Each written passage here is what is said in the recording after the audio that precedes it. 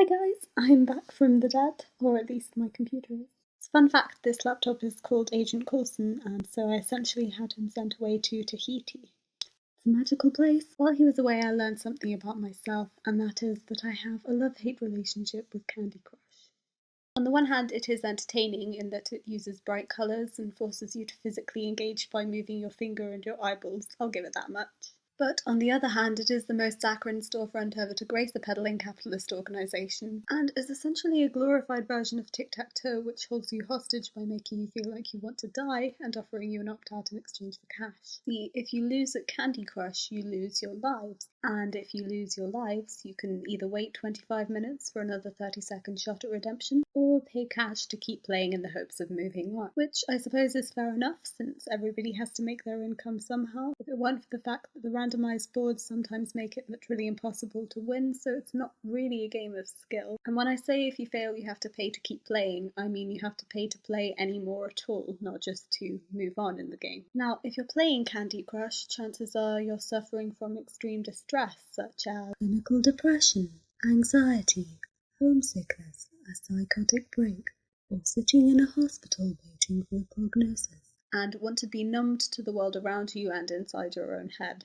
Because why else would you resort to playing Candy Crush? In which case, when you're inevitably bested by the same brightly coloured objects which make you feel effectual and give your life purpose over the next 5 minutes, you either break down and pay, or you find something else to tame the expansion of the void.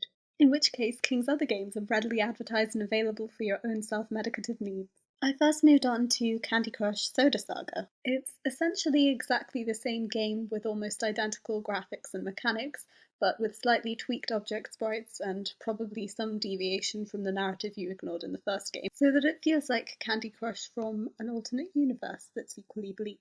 But even more so in this case, as the game progresses, you come across ever more bizarre mechanics which leave me with absolutely no idea what's going on or what I'm attempting to achieve, and simply following their suggested moves with no input of my own, like, okay, if you say so. And when you're inevitably bested by gummy bears made of pixels, you'll be ready to move on to Bubble Witch, which is essentially a port of a game I first got good at on PlayStation 1, and which is probably available in various formats over apps and the web alike. But in this one, you play as a young suburban mother in a pointy hat. And as ever, there are little gimmicks that you can shoot down, such as rescuing animals which have somehow become trapped in the sky by these bubbles, whatever they're actually meant to be made of, because it's certainly anything but bubble. And ghosts, those traditionally incorporeal beings which somehow also become trapped by these apparently interdimensional density-defying bubbles.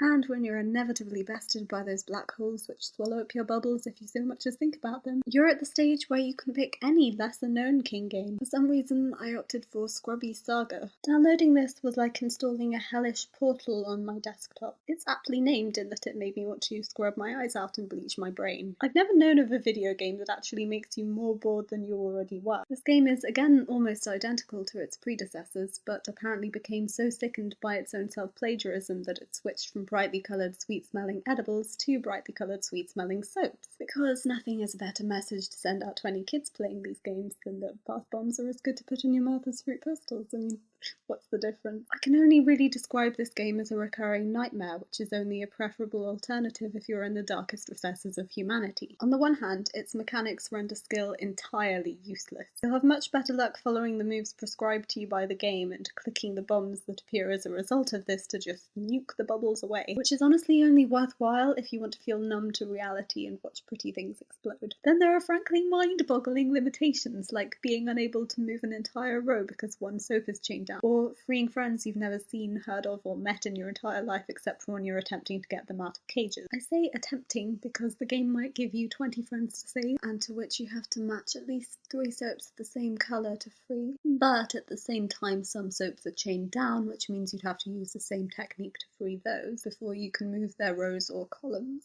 And at the same time, there are bombs which turn the surrounding soaps into useless tiles, so you'd have to use the same technique on those in order to defuse them and avoid that fate, which would be slightly less of a frustrating and pointless exercise in futility if you weren't given only 30 moves per life to save 20 friends, disarm the bombs, and free all of the soaps. I pretty much only play this game if I've run out of lives on all of the other ones, which means that this is an unsavoury companion even in the context of literal rock bottom. So I'm either against Candy Crush for providing some of the best distractions out there, but cynically demanding more and more to keep the dark and intrusive thoughts at bay with the sight of blue candies exploding, or I'm annoyed because I can't get this last cherry to the bottom of the screen, but I'll leave that to you guys to decide. Let me know down in the comments if you have ever played Candy Crush. If you like this video, you can subscribe. I have some big things coming up, including a great collaboration at the end of this week.